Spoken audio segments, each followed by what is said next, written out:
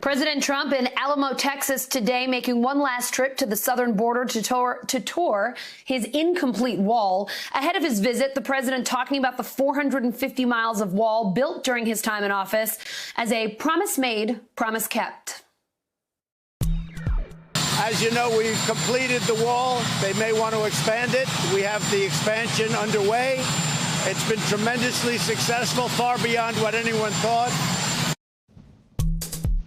NBC News national political reporter Josh Letterman is in Alamo, Texas. Josh, before we talk about the president's false claims about the border wall, you're reporting that the city of Alamo was left in the dark about his visit. What did officials say to you?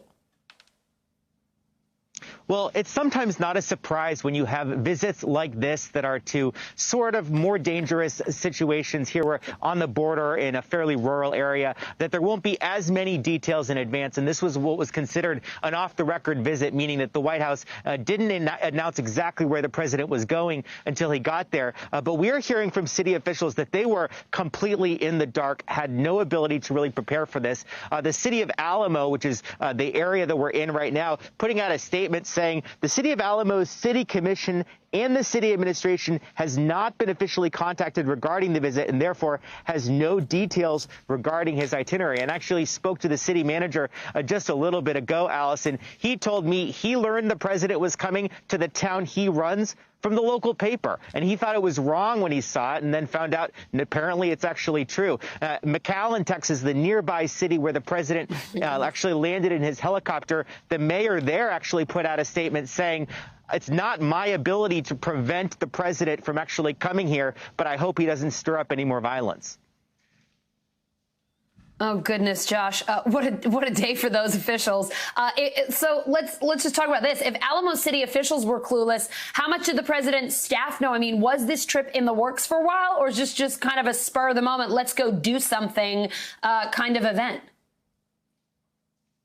This one had been in the works for at least a week or so, Allison, and we should say in normal times, it's not surprising that in the final days of an administration, a president would want to try to burnish his legacy, do a victory lap tour of sorts. President Obama did it. Clinton certainly did it. The difference here is that these are not normal times. The president, on the verge of being impeached a second time, talks about invoking the 25th Amendment, calls for his resignation. There is a lot going on back in Washington to focus on that doesn't involve the president essentially patting himself on the back in a photo op.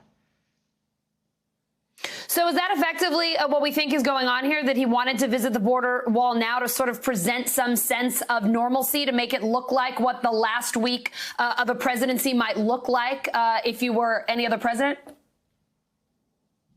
I think this is about President Trump trying to make sure that he goes down in the history books as having accomplished what he promised to his supporters, which was a border wall on all some 2,000 miles of the border here. In fact, the very first thing President Trump did when he arrived at the border wall site just a couple miles down from where I'm at right now, he took out a black Sharpie, Allison. He went over to the border wall, and there was a Donald Trump plaque attached to the bottom of the wall, and he signed it. And so this is really about President Trump trying to show that it is he alone who gets credit for the parts of the border wall that have been erected since he took office.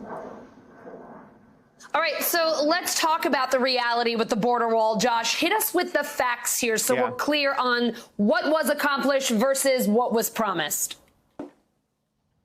Well, we all remember about 5 years ago, Allison, when the president came down that escalator at Trump Tower to announce his presidency, talked a lot about immigration and the border. He promised a border wall on all 2,000 or so miles of the border, and also promised Americans that Mexico would pay for it. And in his remarks that the president is actually giving as we speak right now here at the border, he is casting this as a promise that he delivered on. He says, "We gave you 100% of what you wanted. People didn't think we could do it, but we got it done."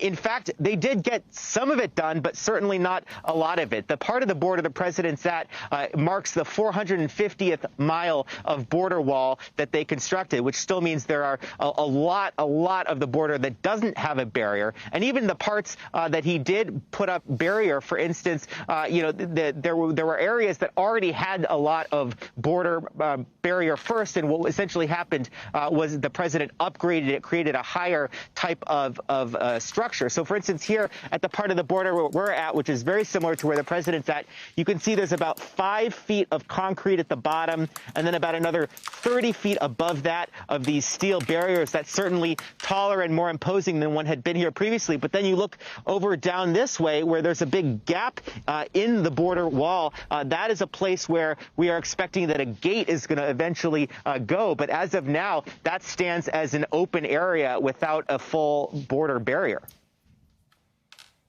Josh, one more question for you. Senator Lindsey Graham, I understand, traveled with the president today on Air Force One.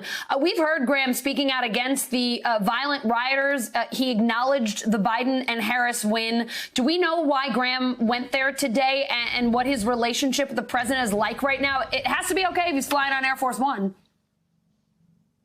Yeah, I mean, just a stunning about face from the senator from South Carolina who was on the Senate floor the night of those riots saying, I'm done. I'm out. Count me out. This is over. We have to acknowledge the results of the election, something the president has still not done. Now, we don't know what prompted Lindsey Graham to suddenly reverse himself, get back on the plane today with the president. It was not something that we knew about until it actually happened today. But Lindsey Graham is someone that has often fluctuated with the times. He's been on good terms with President Trump. Often in his presidency, he obviously campaigned very vigorously against Donald Trump in the primary.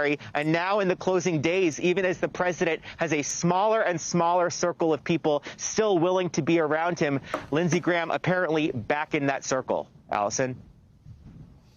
All right, Josh Letterman at the southern border today. Thank you so much. Sure. Hey, NBC News viewers, thanks for checking out our YouTube channel. Subscribe by clicking on that button down here. And click on any of the videos over here to watch the latest interviews, show highlights, and digital exclusives. Thanks for watching.